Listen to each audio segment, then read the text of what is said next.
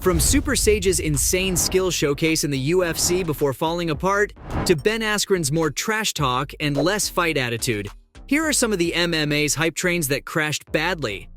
Take Sage Northcutt, for example. The guy had everything for a perfect UFC hype job: blonde hair, a stunning physique, a lot of skills, and on top of that, he moved like a video game character.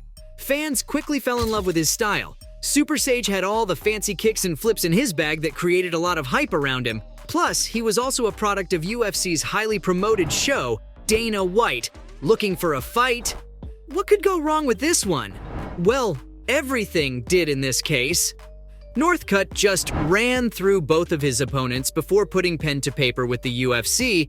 Everyone thought the UFC had signed a potential superstar, but after just 2 impressive wins, the wheels of his hype train started falling off. He was choked out by Brian Barberena in his next fight. Sage did bounce back with a win, only to lose once more. This time to Mickey Gall. I mean, what the heck was going on with this guy? He would win his next 3 fights, but guess what? They were against average competition. With that, it was clear that he wasn't ready for the top flight, at least not yet.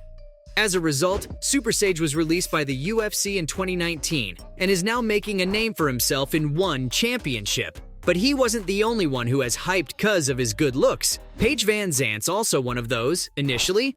All the hype around Paige was cuz of one reason and one reason only: her crazy good looks. But she did capitalize on her potential too. By performing seriously well in the octagon, her life inside the octagon went off to a flying start. She bagged 3 straight wins against Kaylin Curran, Felice Herrig, and Alex Chambers. I'm sure her confidence was sky high after those wins. And maybe this was the reason for her downfall, because her next bout was against Rose Namajunas in December 20th, 15. And by now, y'all must know what it feels like standing next to her inside the octagon. And what happened next? Well, you can call it a straight-up beatdown. Namajunas battered Van Zant for almost 5 rounds, and finally put Paige out of her misery with a rear-naked choke.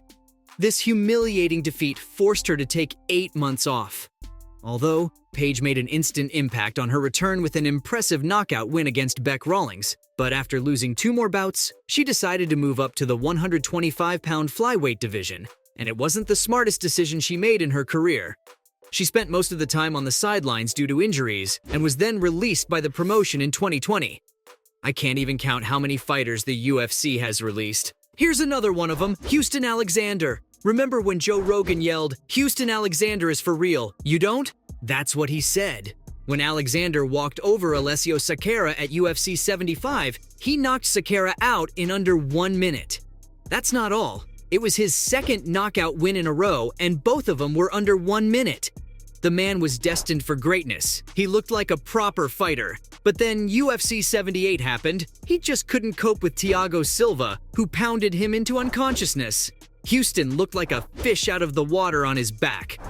One thing became crystal clear that day. He needed to work on his ground game. It was too bad.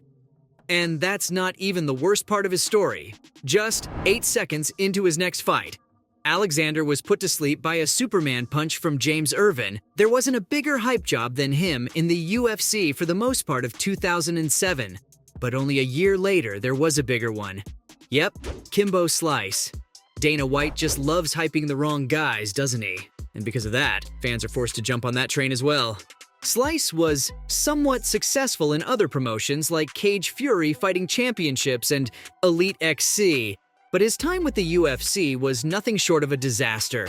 Just remember one thing, guys. If someone has a huge physique, that doesn't mean he'll be a successful MMA fighter, at least not against top competition.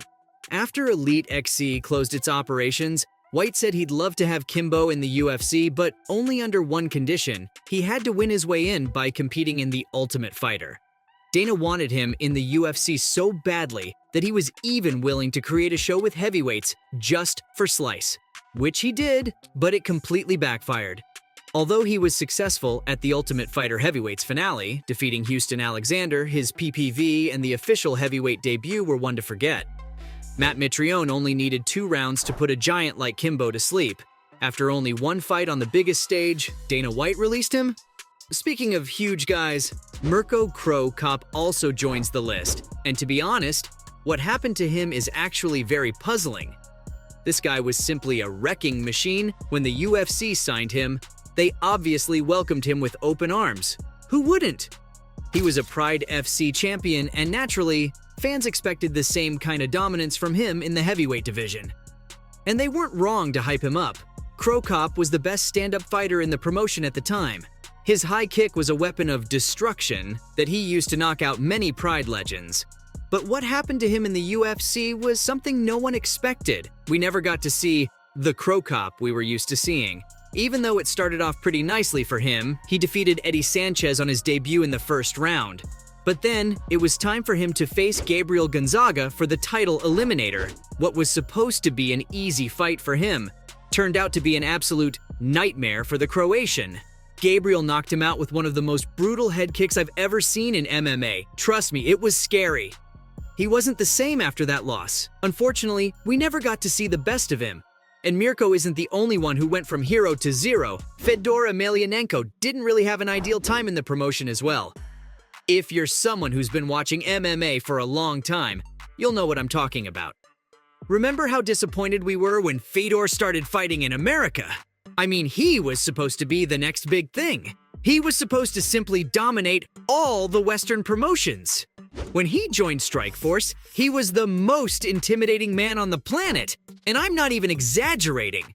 The Russian was the greatest Pride fighter ever. And after years of failed negotiations, he finally landed a contract to fight the best of the lot in the US at the time. His MMA career in the States started off with TKO win over Brett Rogers. But only in his next fight, Fabricio Werdum ended his 27-fight winning streak. And it all happened in the opening minute. And that was madness. It was a humiliating loss for him, and arguably the biggest upset in MMA history at the time. Emelianenko lost 2 more fights after that, and his domination was over. He went from someone who was supposed to be the greatest heavyweight fighter in the world to an absolute no one pretty damn quickly. It isn't all sunshine and rainbows in the States as far as MMA goes, but none of these hype trains compared to the one I'm going to talk about now. Ben Askren just might be the most hyped fighter who didn't live up to it. From being the dominator to the dominated, he had a nightmare. The former Olympic wrestler was undefeated before joining the UFC. Can you believe that? Considering what happened to him in the promotion, no one would be ready to believe this fact. Bellator MMA and One Championship threw the best of their lot at him. What did Askren do? He ran through them like they were some amateurs. His insane record got Dana White thinking, why don't I trade Demetrius Johnson's contract for Askren? It's still one of the most shocking trades, but it also was the biggest trade in the MMA, so the hype around him was real. What fans didn't think about is that Askren was washed out by the time he signed his UFC contract. His fighting days were way behind him.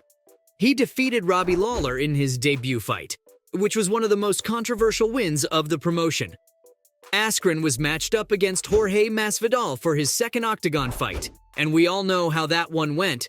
Masvidal's flying knee destroyed him in just 5 seconds. The former Bellator champion decided to retire after his second loss inside the octagon, and that probably was the best decision he ever made. So, there you have it. From Ben Askren's more trash talk and less fight attitude, to Super Sage's insane skill showcase in the UFC before falling apart, these were some MMA fighters who couldn't live up to the hype.